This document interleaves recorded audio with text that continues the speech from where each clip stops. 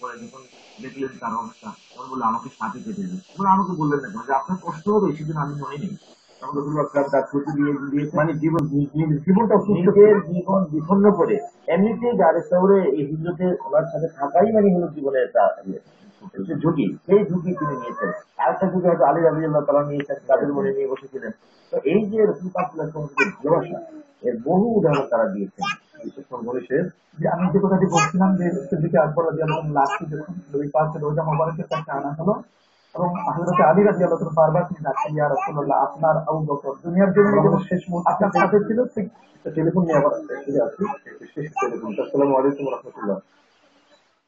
ওয়ালাইকুম সালাম ওয়া রাহমাতুল্লাহ। আসসালামু আলাইকুম। ওয়ালাইকুম সালাম। সময় একেবারে কম, সংক্ষেপে প্রশ্নটি করে শুরু ভাই। হ্যালো হ্যালো, হ্যাঁ প্রশ্নটি করুন। হ্যালো, আসসালামু আলাইকুম। ওয়ালাইকুম সালাম।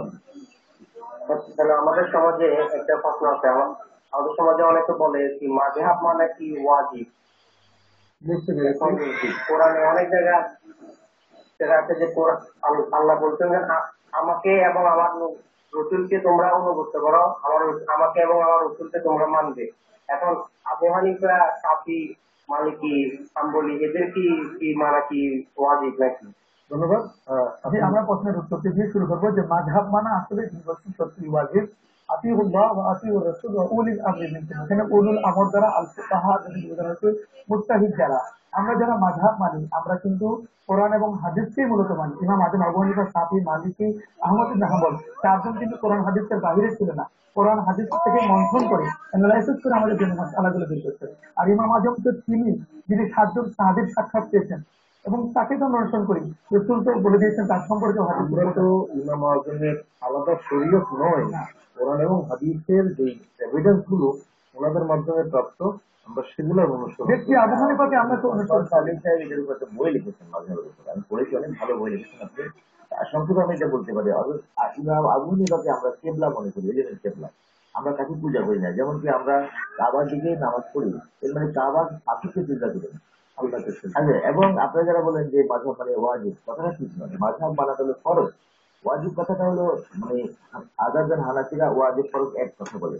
এটা হলো ফরজ, কারণ ফরজ আদায় করতে হলে যে জ্ঞানের দরকার সেটাও ফরজ। আল্লাহ তাআলা বলেছেন ফাসআলু আহলা যিকরি ইন কুনতুম লা তা'লামুন, তুমি না জানলে জিজ্ঞেস করো। যেমন আমার ভাই প্রশ্ন আমাদের কেন করছেন, এই ভরসায় যে আমরা তার থেকে একটু ভালো জানবো, ঠিক আছে, আর আমরাও এই ভরসায় যে এটার কি ব্যাখ্যা হতে পারে, এই জন্য আমরা ইমাম আবু হানিফা রাহমাতুল্লাহ আলাইহি করতে বলি। এবং ইমাম আবু হানিফাকে ব্যক্তি হিসেবে পারি না, বরং তার মাযহাব যেটা সেটা পরিশীলিত হতে হতে শতাব্দীর পর শতাব্দী, এখন এটা অ্যাকসেপ্টেড ম্যাটার। এটার মধ্যে যারা কথা বলবে মনে করবেন যে এরা ইসলামের সত্য। আসলে এটা একটা মীমাংসিত।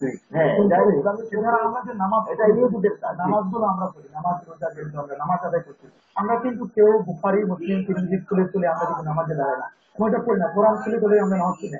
নামাজ পড়ার ক্ষেত্রে হয় ইমাম সাহেব, না হয় মুয়াজ্জিন, না হলে খাদেম, না হলে খতিব সাহেব, না হলে একজন আলেমের কাছ থেকে আমরা যে তাকলিদ করি, তাকলিদ যে ফরজ, আরেকজন অনুসরণ করতে হবে, এটাই ইমাম বুখারী মাযহাব মেনেছেন, ইমাম মুসলিম মাযহাব মেনেছেন, ইমাম শাফিঈর মতো একজন মাযহাবকারী এত বড় আলেম বলছে আর না কুল্লুহুম আয়াতুন লিআবদি হাদিস, এটার ভিতরে প্রতিটি মানুষ হলো ইমাম আবু হানিফার উৎস। এটা একটা মীমাংসিত। আমরা মনে করি এটা একটা অপরিহার্য জিনিস, নকল জিনিস এবং কোরআন হাদিসেও মাযহাব মানা অপরিহার্য কথা বলা আছে। আপনি যে জায়গা থেকে আমি নিয়ে আসছিলাম আপনাকে সেই জায়গায় আবার সিদ্দিক আকবর রাদিয়াল্লাহু আনহু দেহ মোবারক ছিল, লাস্ট যখন নবী পাক সাল্লাল্লাহু আলাইহি ওয়াসাল্লামের রোজা মোবারকের পাশে রাখা হলো, হযরত আলী কাররামাল্লাহু তিনি বারবার বলছেন, ইয়া রাসূলুল্লাহ, আপনার আবু বকর আপনার জীবিত অবস্থায় যেমন পাশে ছিল, সহপর্বতী ছিল, কিন্তু কালের পরেও আপনার পাশে থাকতে চাই। আপনি যদি অনুমতি দেন তাহলে আমরা আপনার পাশে দাফন করবো। একবার, দুবার, তিনবার, চতুর্থবারে যখন তিনি আরেকবার বলেন আসসালাতু ওয়াসসালামু আলাইকা ইয়া রাসূলুল্লাহ, রোজার থেকে দরজাগুলো তালাটা খুলে গেল এবং সেখান থেকে একটা নেদা, একটা ইলহামের মতো একটা আওয়াজ আসলো যে উদখুলুল হাবিবা ইলাল হাবিবা ফাইনাল হাবিবা ইলাল হাবিবে মুশতাক। বন্ধুকে বন্ধুর সাথে মিলাই দাও, বন্ধু বন্ধুর সাথে মিলনের জন্য পাগল করা হয়ে গেছে। সত্যি দরজা খুলে দিল, নবী পাক রোজা মোবারকের কাছে সিদ্দিকে আকবরকে সেখানে দাফন করা হলো। সত্যি তো নবী পাক সাল্লাল্লাহু আলাইহি মহব্বত দুনিয়াতে যেমন ছিল, আনতা মা আমান আহবাবতা, দুনিয়াতে যে যাকে ভালোবাসে আসলে তার সাথে হয়, আর ইন্তেকালের পরেই তো তার কিয়ামত শুরু হয়ে যায়। সত্যি নবী পাক রোজার পাশে তিনি আসলে এটা একটা দেখে মানুষ, এটা একটা বিষয়। ইদানিং কালে আমরা যখন নবী প্রেমের কথা বলি, বুঝে হোক না বুঝে হোক, কিছু কিছু মানুষ ক্ষেত্রে বিশেষ ব্যঙ্গ করে। কিন্তু হযরত আবু বকর সিদ্দিক রাদিয়াল্লাহু তাআলা এই যে নবী পেন দরজা শরীফ উঠছিল শহীদ আইলাম শহীদ, মানে বন্ধুকে বন্ধুর সাথে মিলিয়ে দাও, কতটুকু পাগল হলে নবীর প্রতি কতটুকু দিওয়ানা হলে এরকম একটা স্বীকৃতি পাওয়া যায়। গরিব নওয়াজ সম্পর্কে কিন্তু সেরকম একটা কথা আছে, হাদা হাবিবুল্লাহ মাতা ফি হুববিল্লাহ। আমরা আসাদুল্লাহ বর্ণনা করেন যে আম্মা আল্লাহ আহাদ ইলাইহা, রাসূলুল্লাহ আপনাদের সবচেয়ে প্রিয় বলে আয়েশা, তাকে বলে অমিনা রিজাল আবু বকর, যে পুরুষদের মধ্যে আবু বকর আমার সবচেয়ে প্রিয়।